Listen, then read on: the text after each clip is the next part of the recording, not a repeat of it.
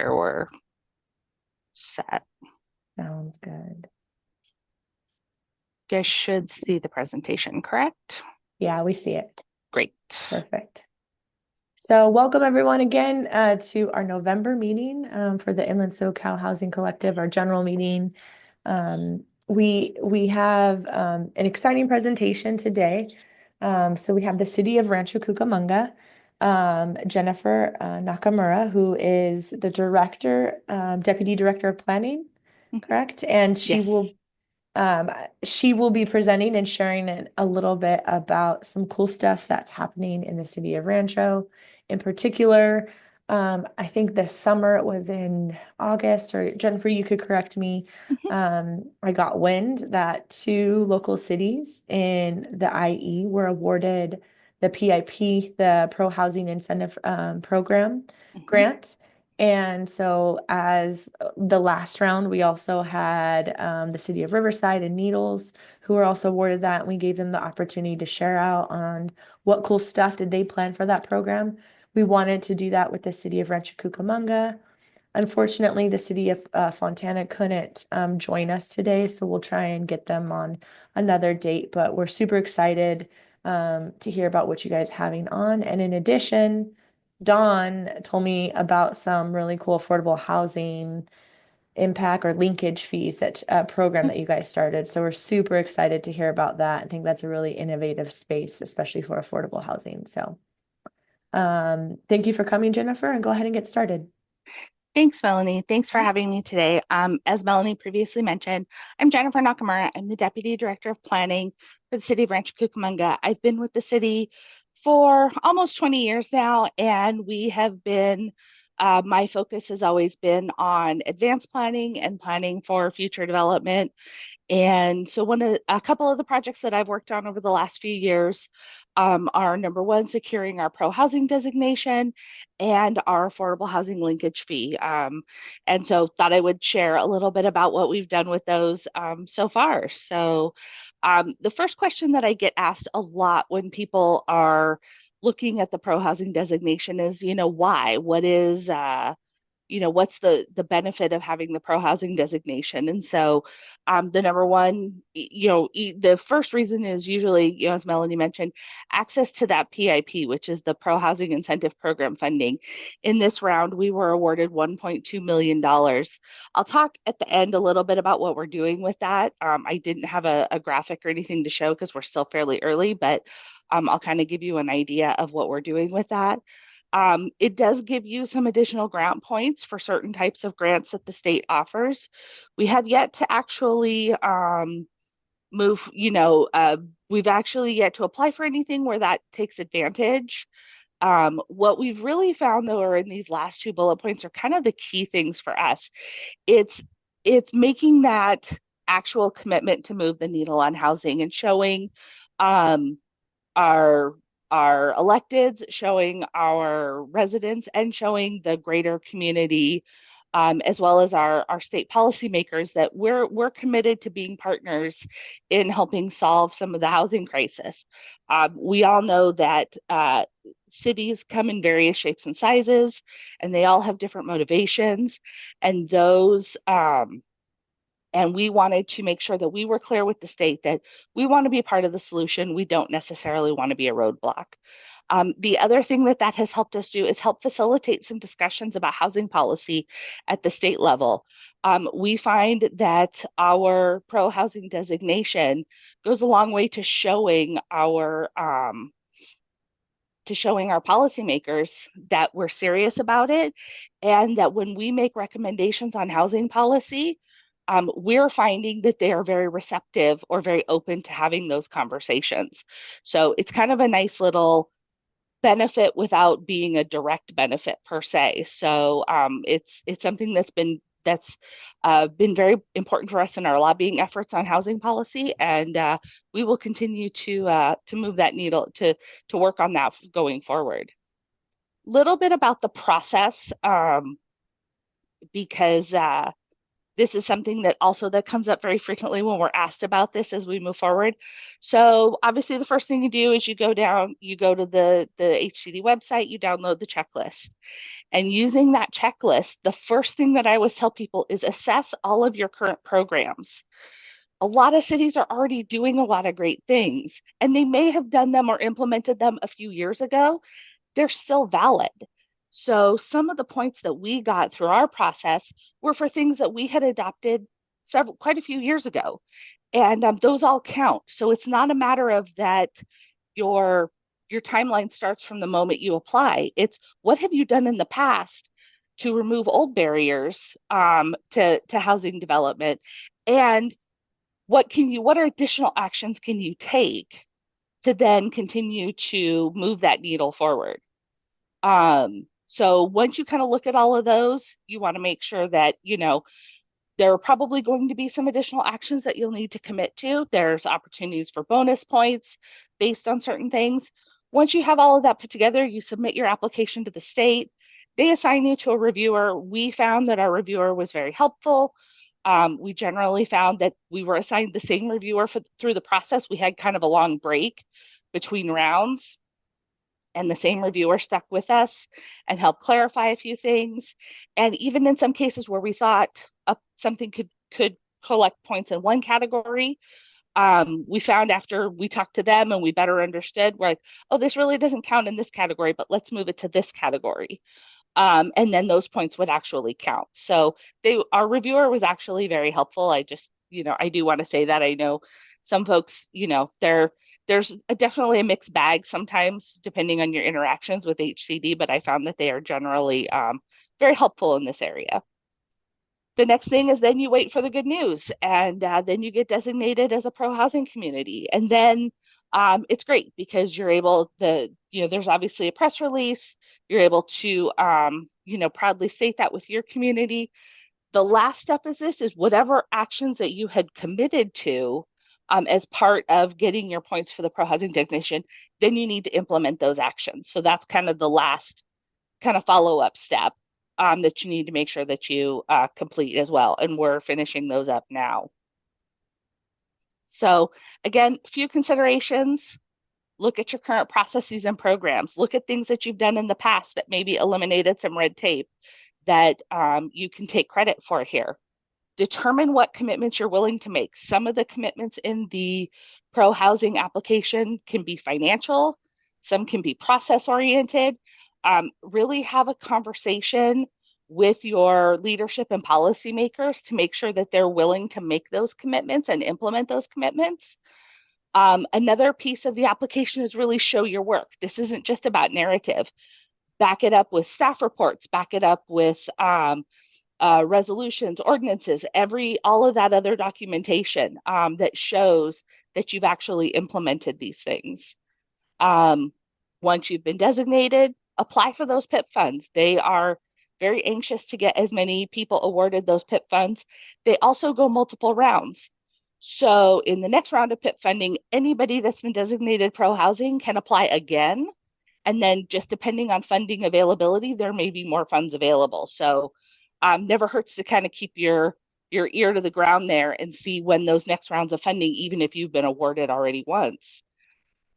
One of the things the last thing that we also do is when we're having conversations about housing policy with our state policymakers is to let them know that we represent a pro housing community. We found it's gone a long way to opening doors and having really good, meaningful conversations. Wanted to share with you a few of the things that we did, things that we had done in the past, things that we committed to doing in the future to help get our pro housing designation, kind of just if nothing else, we'll give you kind of some good food for thought. So we did in 2020, 2021, we adopted a new general plan. In 2022, we adopted a comprehensive code update, including a form-based code with objective design standards for residential. We use our general plan EIR for CEQA tiering for as many housing projects as possible. And I would say nearly all of our housing projects, if they're not already exempt from CEQA under an infill exemption, are using the CEQA tiering. We developed a comprehensive ADU handbook to guide people through the ADU process. We now have a one-stop shop for ADU permits. You come in, you speak with one person, and they review it for all of the different departments and can get you out the door pretty quick. We removed all our covenant requirements for ADUs and have more flexible design standards to allow for manufactured housing and unique designs. So those are some of the things we did. We also, for housing projects that have to go to Planning Commission, we reduced the number of subcommittees that they have to go to through the process. It went down from 3 subcommittees to 1 subcommittee. And we also adopted an active transportation plan to help increase multimodal transportation that's adjacent to new development. So as new development comes in, they will help build out some of our more multimodal transportation infrastructure. So those are a few of the things that we did. Um, Last thing that I wanted to mention is the PIP housing, the PIP funding. We are grouping that with our PHLA funding, and we are working on acquiring, well, part of the project is to acquire the last piece of available land. We own 3 parcels that surround another vacant parcel. And so we've acquired that last piece of land with some of our PIP and PHLA funding. And we are working to build, uh, partner up with a private developer and build affordable missing middle housing. That's what our goal is.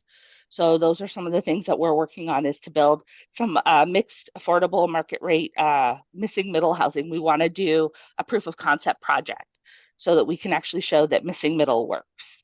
It's a passion project for a lot of us here in the city, and we're very excited to see that moving forward. So that's what we have a team working on that now. Um, as Don mentioned, he was a part of this for a long time, but one of the things that we also have done is adopted an affordable housing linkage fee. And so, as all of us know, affordable housing is obviously a huge issue. That's why many of us are here and participate in these things. One of the things that we learned is that because with the loss of redevelopment, particularly on the city side, we don't have any local revenues that can help expand our affordable housing unit inventory. We typically have done mostly redevelopment projects for affordable housing, partnering with affordable housing developers. And as a result, we have some great communities here. But after the loss of redevelopment in 2010, there really wasn't much else for us to do to help to help provide any sort of incentive or partnership with our affordable housing partners to continue to build affordable housing. Mix that with our RENA requirements here in Rancho Cucamonga for the last RENA cycle, and that is 10,525 units. And so one of the things that we did was we worked on trying to determine what is the affordability gap. So if you take the extremely very low, low, moderate, and determine how much we would need to subsidize for those units to meet our RENA allocation, we're looking at $1.5 billion. It's a big chunk. So one of the things that we were trying to do is figure out how do we eat away at some of that chunk. So we developed an ad hoc committee. Dawn was very gracious to participate in that committee with us. And we discussed maybe we look at adopting an inclusionary housing ordinance. Where we ended up with was this non-residential affordable housing linkage fee. It wasn't something we had really knew a lot about at the time. It's very similar to other development impact fees, and that need for housing is linked to your non-residential development. And so that we started studying it a little bit. For those of you that may not be familiar with this, is just like any impact fee, it's imposed on new development to reduce the impacts created by that new development. And essentially, as the non-residential development occurs, they pay the fees. It's put into an affordable housing trust fund, which then goes to help build new affordable housing. And the link here, the nexus between that is that the non-residential development creates new jobs and new workers. But not all of those jobs, not all of the people that work in those jobs can afford to live in Rancho Cucamonga. And so because some of those jobs are low paying, that creates this need for additional affordable housing. Here in Rancho Cucamonga, the vast majority of our jobs are service workers or warehouse workers. And that creates this huge jobs housing imbalance where the cost of a house here or cost of rent in Rancho Cucamonga far exceeds the 30% or even in some cases the 50% that many people are spending on housing costs. We hired Kaiser Marston to help us do a study on this. And this is kind of where we landed. We looked at 5 different types of non-residential uses. And on a per square foot basis, many of these things would have to, the maximum fee that could be charged was quite high. And so they looked at all of these different things. They tested then even further the methodologies through feasibility testing to determine like what could the market actually bear. Charging those higher fees can essentially put a damper on that development, which then creates a lack of jobs and it exacerbates the cycle.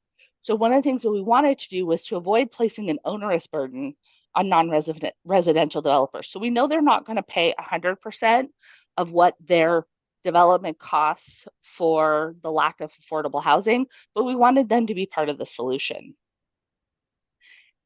We adopted these fees in 2021. We focused our efforts on the retail commercial side and on the office side. Those are the areas where we see the least amount of future new development.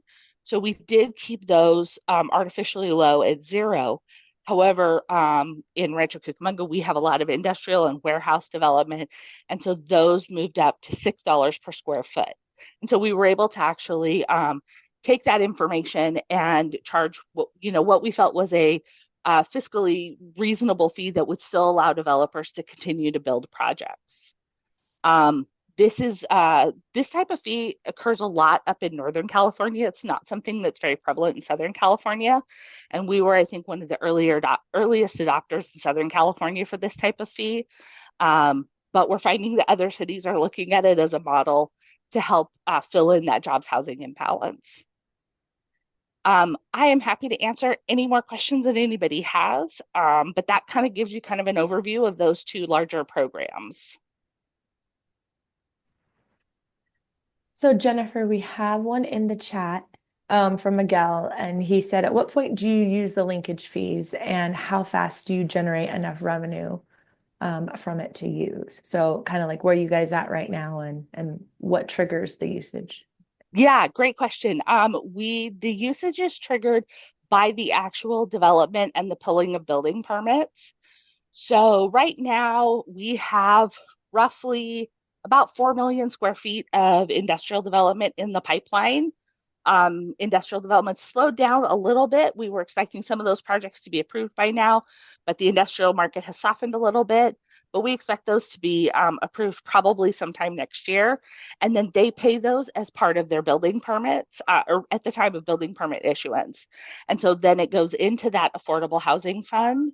And then we can allocate it. Again, it can be, we're looking at ideas of partnering it up with PHLA or PIP funds or other sources of funding. We're looking at the county housing trust and kind of seeing where there are some opportunities. We have collected some on smaller developments.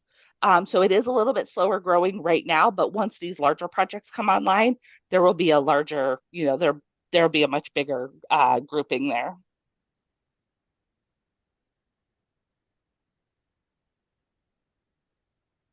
Damien, do you want to go? I know I saw you have one in the chat Sure. too, but you could just address both or one or. Thanks, Melanie. Hi, Damien O'Farrell with Parkview Legacy Foundation. Love a lot of this stuff. Just a couple quick questions. One, if you could put the chart back up with where you landed on Yeah, the fees. sure can. 2, I'm interested to know, is the code-based or form-based code citywide, or is it a specific plan? And then the last question is, have you explored at all the public-private model that Montgomery County is using that would generate income by the city using the Housing Trust Fund to be a partial owner in any of the developments? Interesting. On the Montgomery County one, no, that's the first I've heard of it. I would love to hear more, just as we are looking at partnering up and divesting some, either partnering up or divesting some of our land to some of our surplus land to do these things, definitely would be interested in learning more. This is the chart that kind of shows the difference between the maximum, which, is essentially the ceiling of the most that you could charge based on the Nexus study versus what we actually recommended and the city council actually implemented.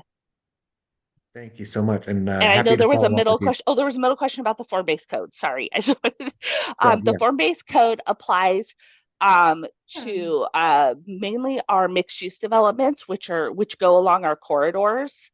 But we do also have some in some of our residential areas, not necessarily in our industrial areas.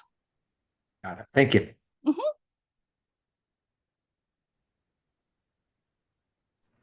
Yeah, Bobby, do you want to go? Yeah, thanks, Melanie. So I love all of the actions you guys took that you listed out on the things we did slide. And I want to ask specifically about ADUs because I see that was a big focus there. And we're also working on this for Redlands. Did Rancho implement? Did you guys write an ADU ordinance to do all those things at once, or were those separate actions that you just over the years compiled? In some cases, they were Um, separate actions over time.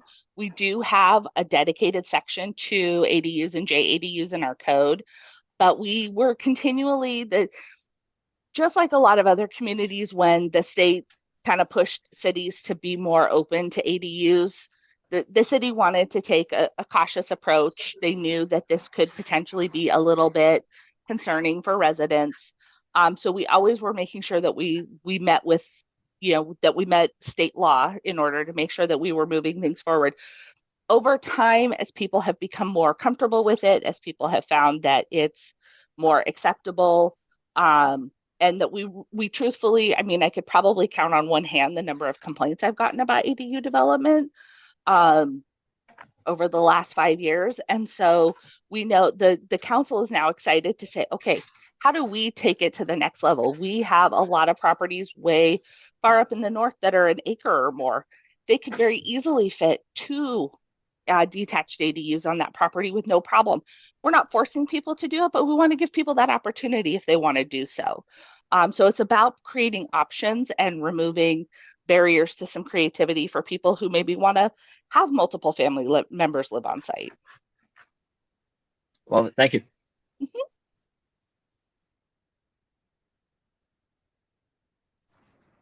Curtis, you want to jump in? Yeah, sure. Thank you, Melanie. Thank you for that presentation, Jennifer. I'm with the city of Harupa Valley, and we're actually in the process tomorrow, actually, of bringing the pro housing designation to council to move forward with processing the application. And I did see a similar, Congratulations. thank you.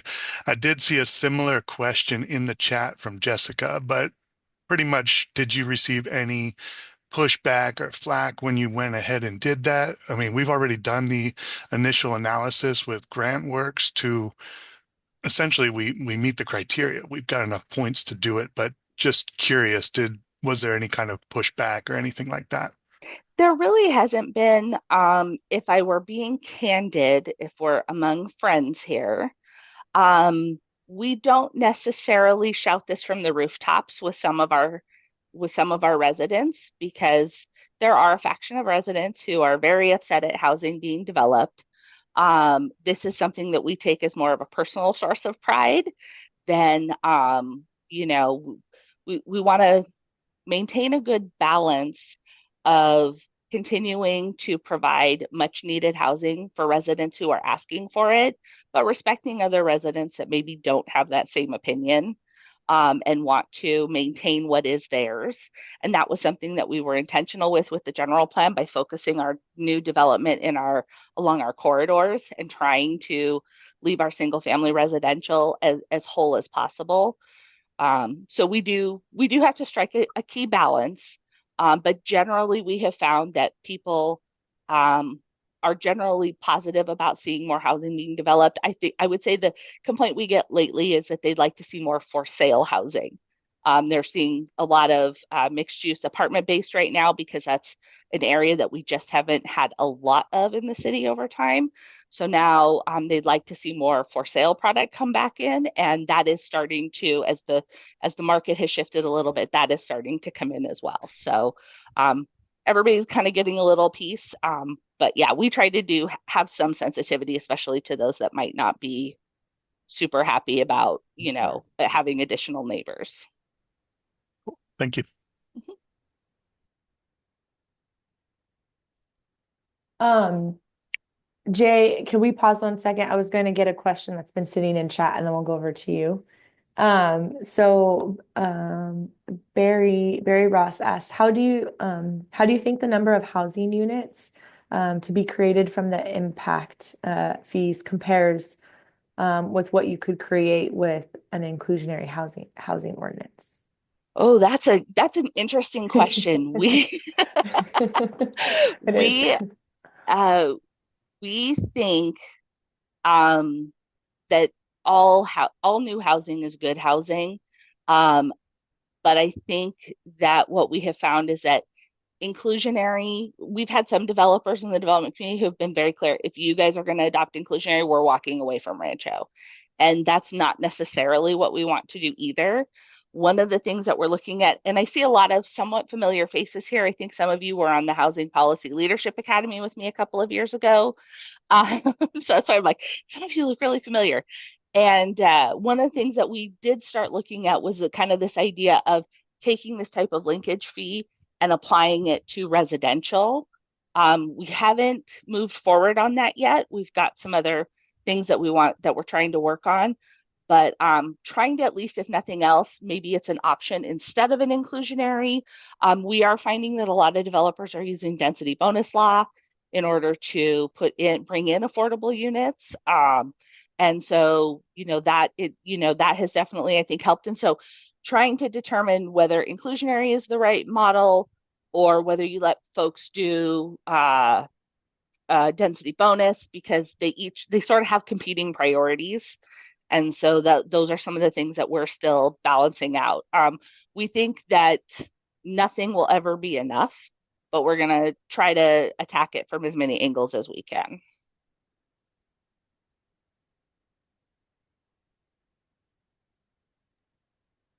Jay, you want to jump in? Sure. Thanks, Melanie. Yeah, I'm happy to hear some of the things that you're bringing here from Rancho Cucamonga.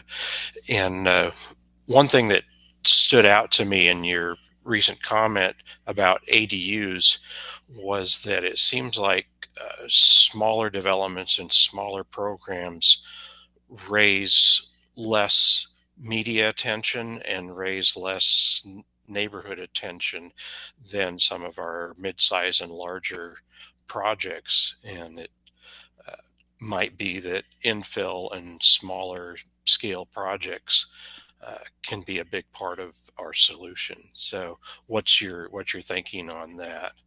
Yeah, I think so much of that is context sensitive. So, for those of you that are at all familiar with Rancho Cucamonga, our largest east-west thoroughfare is Foothill Boulevard, and our largest north-south is Haven Avenue. And so we kind of think of it like that way, that as the crosses.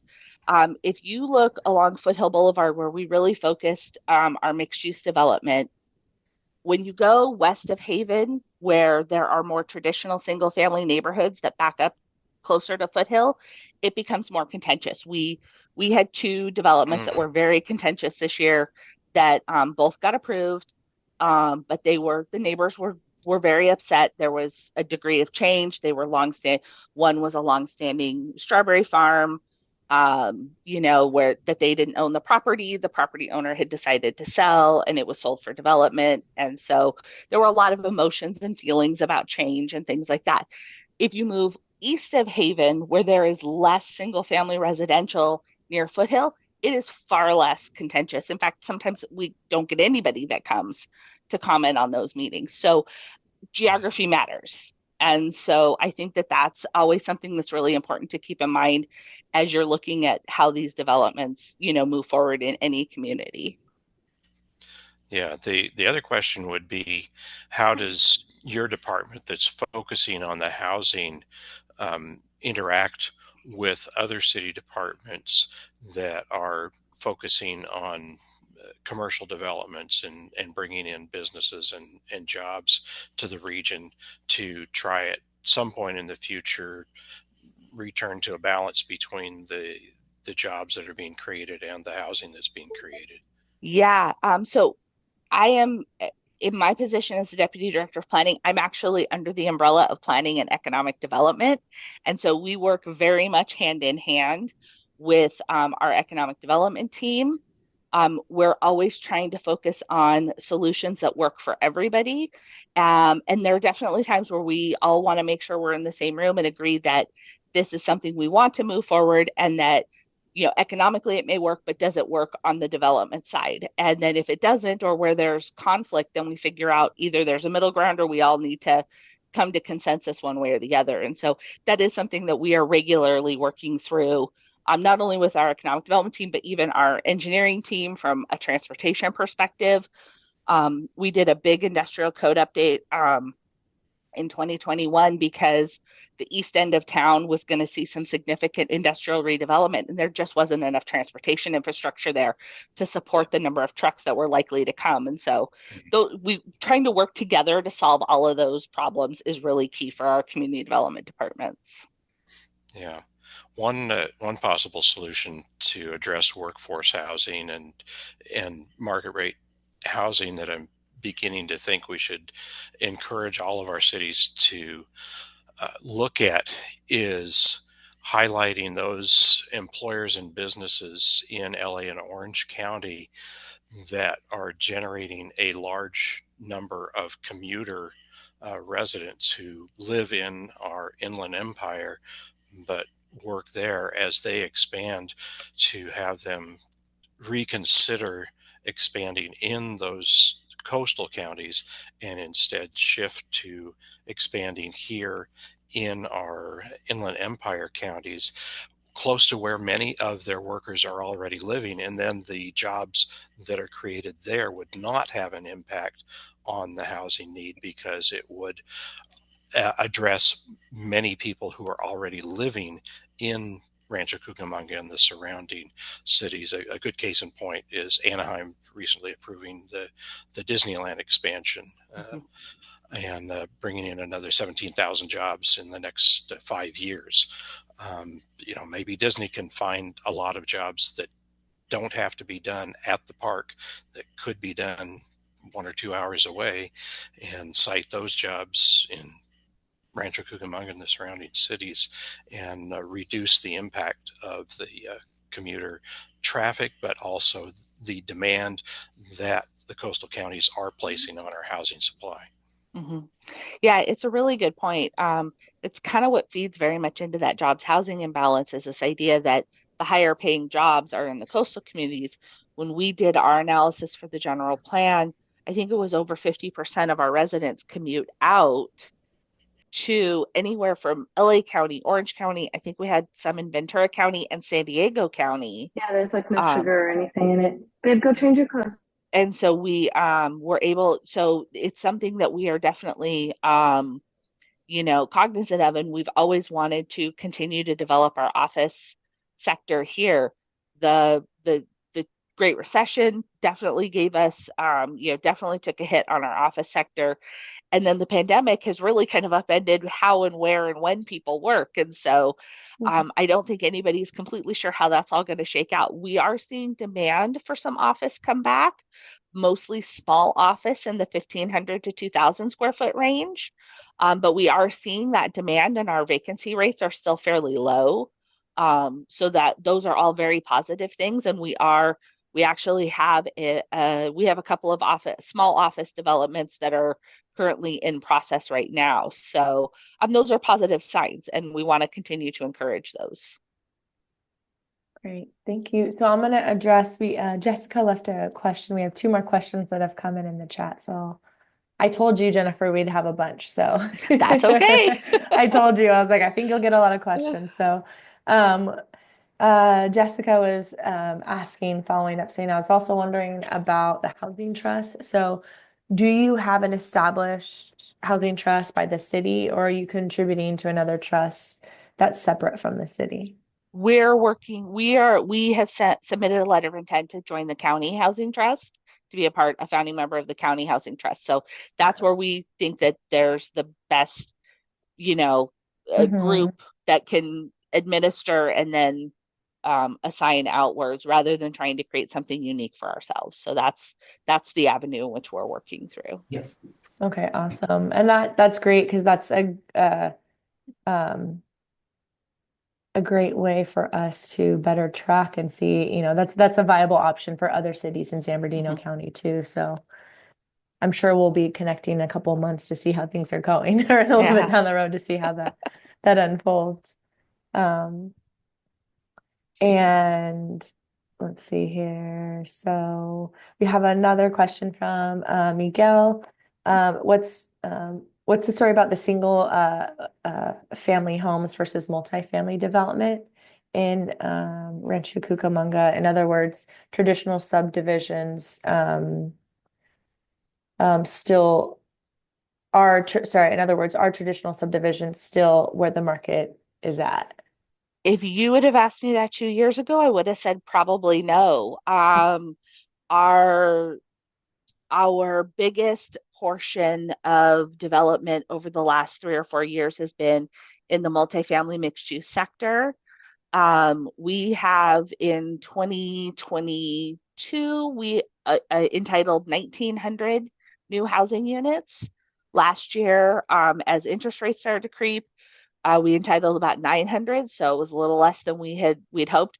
We need to be on pace for about 1,600 units a year just to keep up to the RENA number and the cycle, irrespective of income level, but just to get to that 10,000. Um, what we're finding is that as the interest rates have gone up, people are pivoting, and we're finding that condominium development is becoming more prevalent. So townhouses, detached and attached townhouses are becoming more prevalent, and those are becoming more fiscally viable right now. Um, we did have a long-standing subdivision that finally got finalized after 20 years. And so they're actually coming in with some single-family larger lot development. We're still awaiting the county to finish their land sale for the area that we designated. We call it Etiwanda Heights. It's way up at the north end of the city that we annexed in 2017, 2018. And that's got capacity for about 3,000 units. So there, I think, is room for both. We don't necessarily have large swaths of available land for a lot of single family development, but infill lots are definitely becoming more interesting and attractive. Um, we have some legacy lots that people are deciding to sell off, or maybe family members that have had them for 40 or 50 years have passed away or moved on, and the kids are selling those, and those are becoming more interested for subdivision development. So there's a little bit of both, but right now I would say we're getting more townhouses and that single family style development. Um, but I think as the interest rates move around and as land values continue to increase, we'll probably start migrating back a little bit more to the mixed use multifamily. A community land trust might be a cool idea for those legacy lots or something like that. We've seen Mhm. other cities and other folks and starting to do that. And so there's some community land trust folks on here who've started some CLTs too. So if you need a resource, let me Yeah, know. I could good get to you know. connected with members. Um, Mario from the city of Colton has a question. So how much time so in terms of the designation, um, how much time is the pro housing program talking to your staff or talking to staff? Is there one staff member? Or are there several? Depending, There, what does that engagement look like? yeah, so once you receive the designation, there's very little time commitment.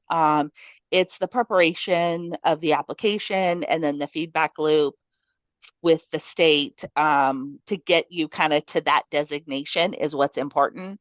Um, and the staff time is my time right now. But and I would say that, we probably spent, maybe a combined total of about 40 or 50 hours getting through the different rounds and iterations, doing all the initial research. The initial submittal, I think, is the heaviest lift because you want to bring all of that information and you want to bring all your supporting documentation. And then you're generally answering subsets of questions that HCD may have as you go through the rounds. And I found that the last rounds were generally pretty easy to get through, but we, because of the way that they were changing the application and the rules, we suddenly had a very tight timeline at the last minute to get it done, and so a little bit stressful, but we were able to get that completed. So, yeah, I would say once you get the designation itself, the upkeep is at that point just finishing off your commitments that you've made that were not something that you've already done, and getting those completed. That's, I think, the step that could easily get lost in the process. And so once you do that, it seems, it's generally more of, it's just making sure that you finish those, and then the time commitment is significantly less, almost zero at that point.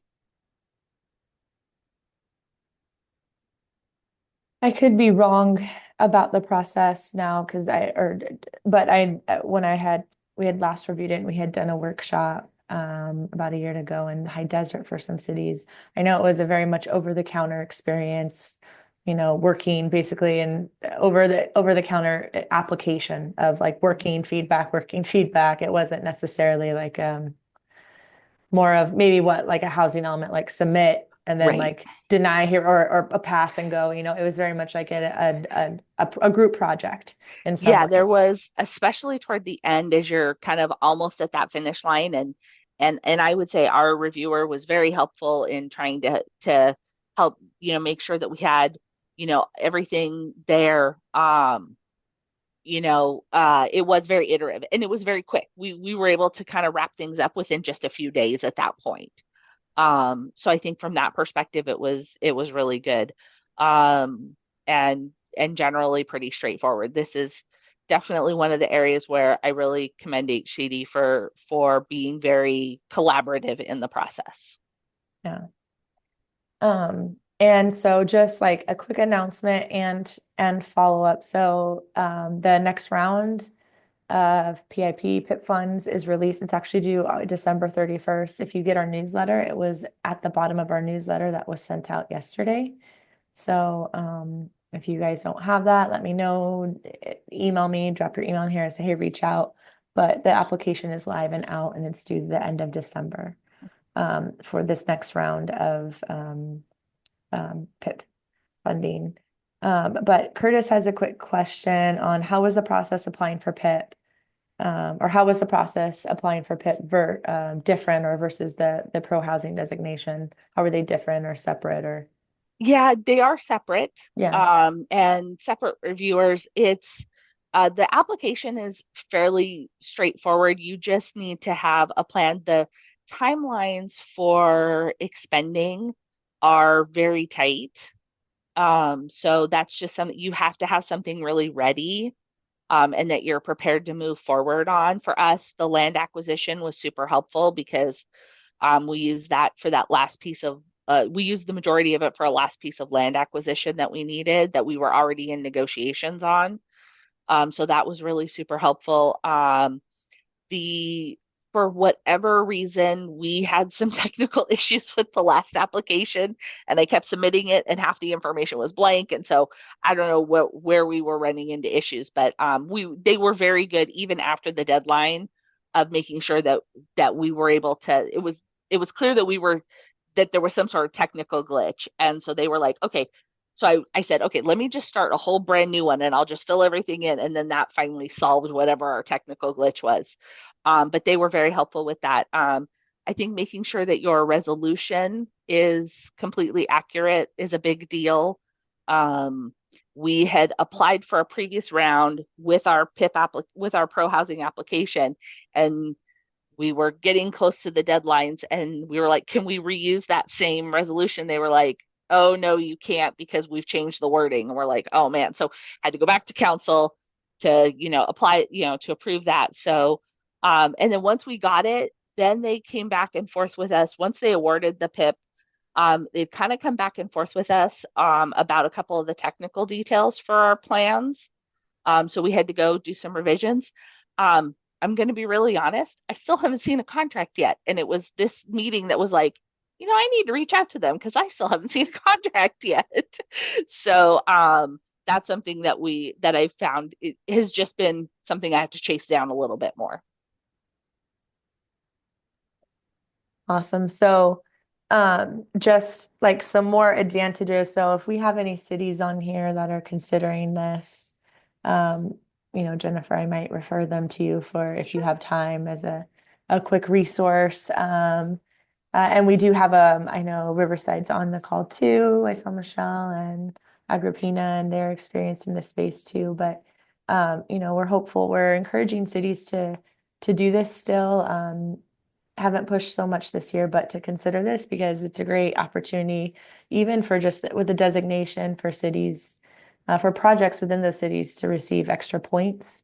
And we know that, getting more points on your applications to get you into, filling the gaps in finally financing your projects is more important and more competitive. So it just helps by cities doing this and following up on this, it allows the projects in your cities to be more competitive too. So that's super helpful. And I just wanted to know, and that's where when you said HPLA, I was like, that was it. What was your HPLA? Do you remember what your HPLA policy project was? Was it pro I housing do. or inclusionary? It was actually an affordable housing fee for residential. Oh, okay, very cool. Yes, as Okay. opposed to an inclusionary housing fee Okay. or an inclusionary housing ordinance. Yeah. Yeah. And from what I've learned from your colleagues and other staff is that it was an evolutionary process of, coming and presenting to the residents and then, realizing actually what you guys all wanted was this, linkage fee, which is Yeah. great. So, Our ad hoc committee, which consisted of developers and housing advocates and a variety of people, variety of stakeholders in our community, were very much, looking for solutions. But when this one was suggested, it was something we hadn't really even, spent a lot of time considering. And we did some research and we thought this is a really interesting opportunity because we know that, for us in our community, warehouse development is not entirely bad, but it's also brings some downsides to it. And it's those lower paying jobs and those people that have to commute from even farther flung places to come and work here. And we thought this, and it was actually an industrial developer that brought the idea to us. So that, is something that I don't want to put lightly. This was something where they said we should be part of this solution as well. So very admirable on their from their perspective. So, yeah, our industrial developers don't, they understand and they get it, and so that's been, I think, really helpful.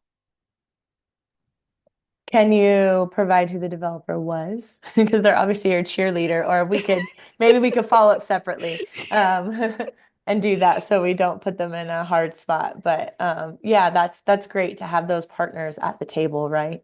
Yeah, To it is. understand their role, It is. and so and how they contribute. So, well, I just want to thank you for your time. I know, you know, that you spent a large you basically kind of gave us the whole rundown of the whole process and everything that the city has, and we're really appreciative of you and your time spent with us. And we have a number of cities and nonprofit affordable developer partners on here, and service providers and housing. So we're very appreciative of your leadership in the region too. So if Okay. there's no other questions, you guys could drop them in the chat.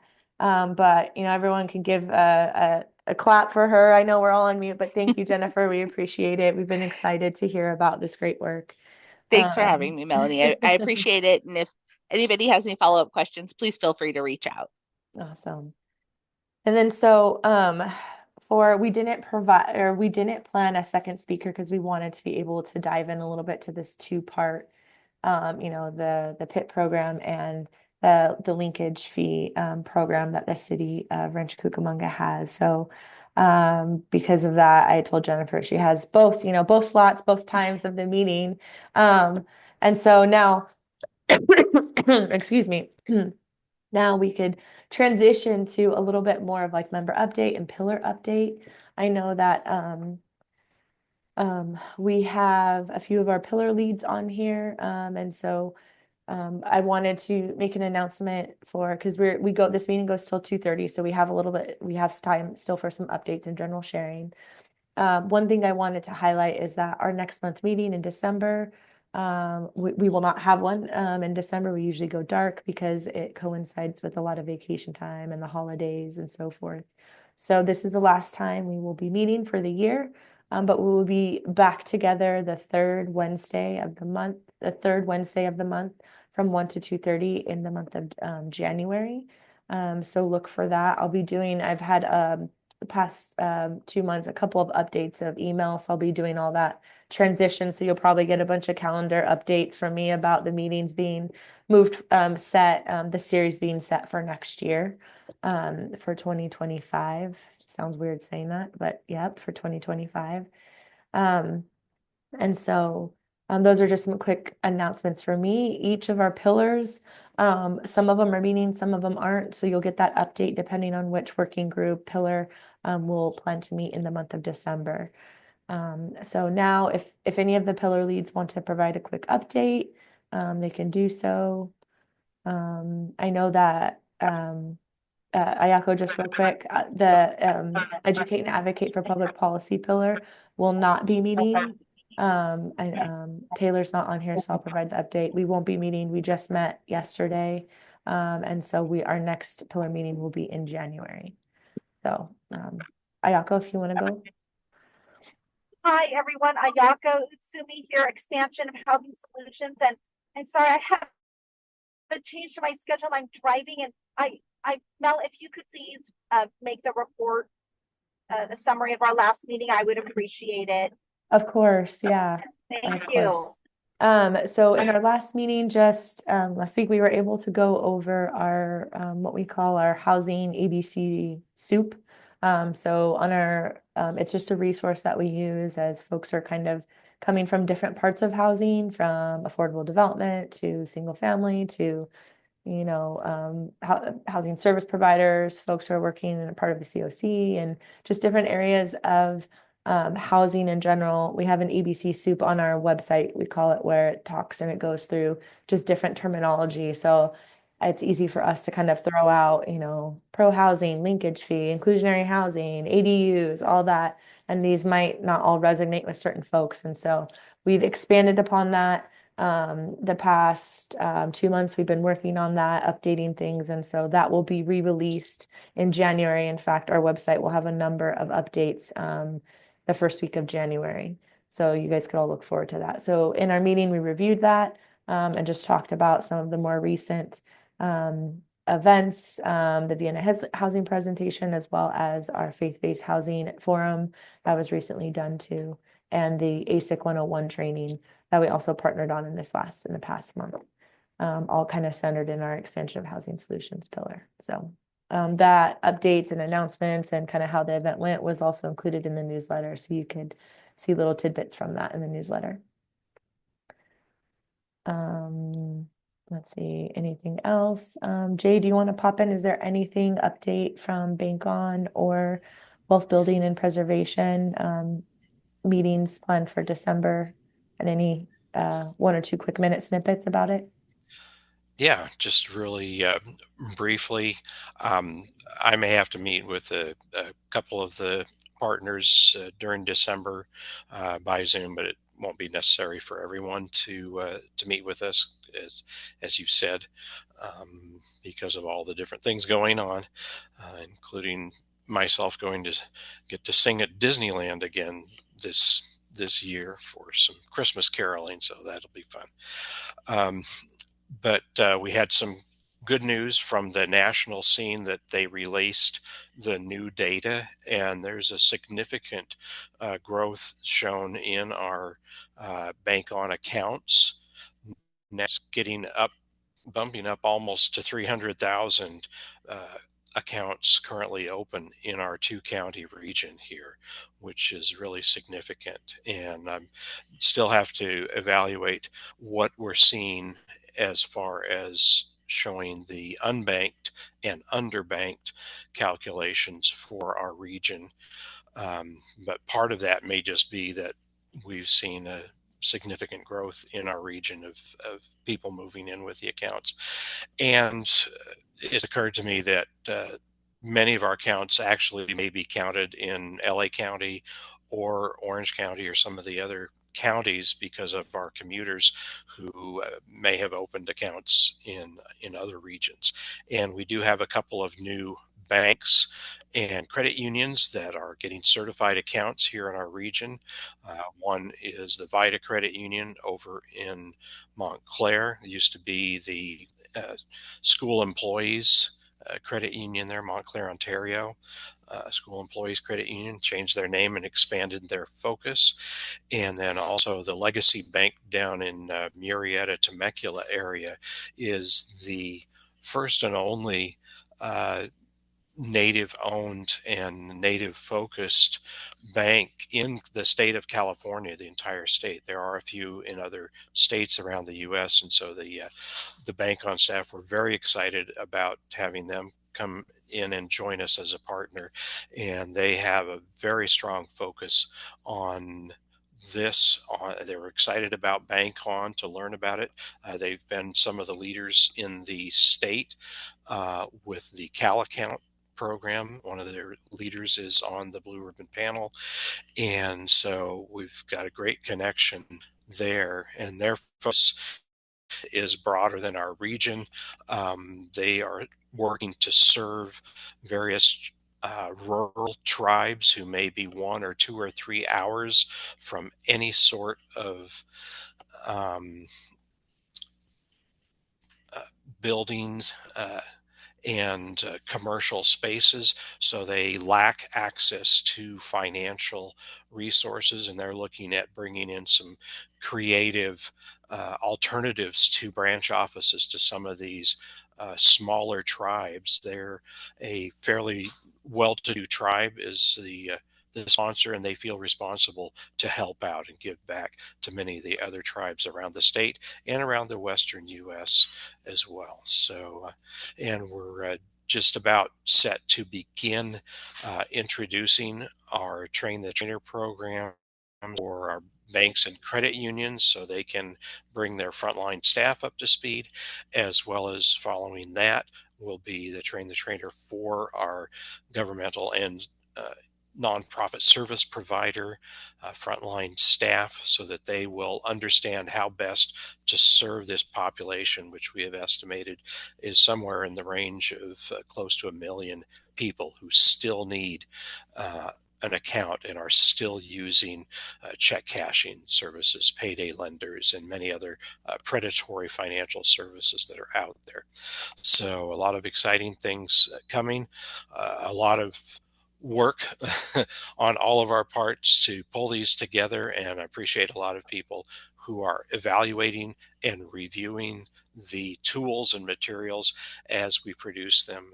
And we will be updating a lot of our tools with some of the new information on our financial partners as well as any branches. Fortunately, we have not really lost branches in our region. There might be a couple that moved to new locations, but we're blessed here in the Inland Empire with our high growth to have a lot of people, over 400 branches in our region. And so continue to refer partners that you have in the nonprofit region or the banking region who you think should be a part of our Bank On and our wealth building. The wealth building and preservation has a slightly different focus that's not strictly on bank accounts, although that's important as well. But looking at broader things for our youth who are aging out of foster care, our seniors who are struggling to maintain their finances as they continue to live in a house that becomes seemingly larger and larger. So a lot of issues that we're working on in helping many different families all around our region, from Joshua Tree, where they lost about 3,000 housing units at the beginning of the pandemic, to uh, people working remotely and wanting to live next to a national park. And that's really hurt that small region out there to many others. Even we're looking at going out to Blythe and bringing some of our banking partners in contact with the prison population out there as they're released, and help them uh, get a good, sound financial footing right out of the door. So a lot going on, and sometimes my head spins with all the different things and the exciting things that are going on. But I really appreciate everyone's support here. Thank you, Jay. I wanted to ensure we had enough time to transition to some of our member updates. I know Enid had an update she wanted to provide. Enid, did you want to go ahead and share a little bit? Sure. Yep. Mhm. I just wanted to let everybody know that there's a couple of current funding opportunities for EV charging through both Southern California Edison and the state of California. And they're focused on multifamily housing. So if you're interested, I put my contact information in the chat, or Melanie knows how to get a hold of me. And we're happy to help do applications. They're due in mid-December and January. So, and the Edison program, which I'm trying to do some work with the city of San Bernardino, is specifically for disadvantaged communities, but the other two are not. So, thank you. Enid, if you have a link to that accessible, can you drop it in the chat and I can make sure it gets Sure. Let me do that. included? Yeah. Great. If anyone wants to access it, they could do it here, and I'll make sure to include that in our newsletter. Ryan? Hi everyone, Ryan Sears with NPHS Neighborhood Partnership Housing Services. This is just a slight update, but some of you may be familiar with our ADU Go program, which is a financing option for LMI households in order to be able to put an ADU in their home. That recently received recognition from Rise Economy through their Changemakers recognition ceremony last week, exactly 1 week ago. I know that we talked a lot about ADUs on this call, so I wanted to drop the link to this program just so that should you encounter anyone who is looking for an ADU, specifically, if they want to house older family members or help provide for, their younger kids, they would be able to engage in that option. So we've started to gain traction with that. We've been able to rope in Fannie Mae and Freddie Mac into kind of trying to figure out how to expand access to ADU financing. And if you are interested in working to expand access to those financing options in your city in particular, please do not hesitate to reach out to us.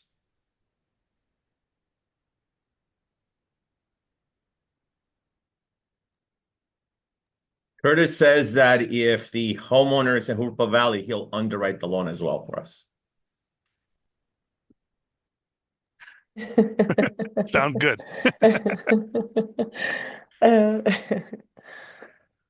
Oh, that's great. That's great. Any more updates? Anything to share out?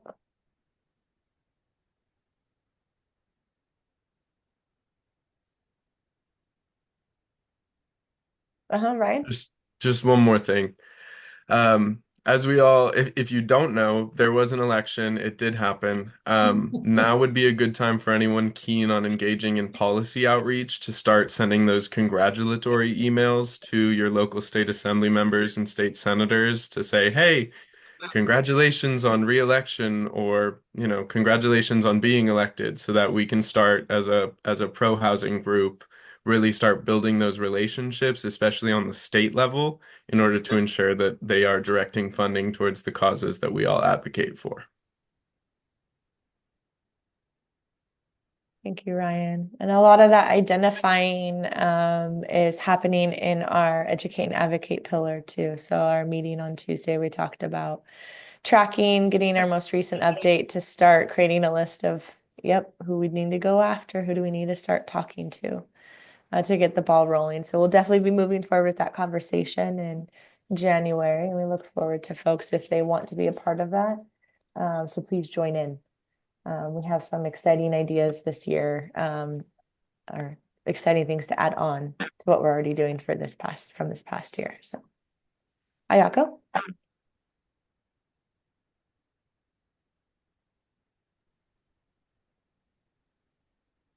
Ayako, did you want to share out? I saw that you unmuted, but I don't know if you. No, I did not. Okay. Sorry. No, it's okay. I'll mute you then. I accidentally raised my hand. Sorry. Okay, I'll unmute you then, or I'll mute you. Okay. Awesome. All right. Well, it sounds like there's some great work happening in our region. So I appreciate all of you taking your time today to spend it with the collective, and just to learn from those doing great work in our region, and those cities partners that are showing great leadership in our region too. So but if that's all that concludes our meeting. So we got some time back for today, but I appreciate you all being here and look forward to seeing you around. And if not, I will see you in January. So take care. Thank you, Melanie. Mhm.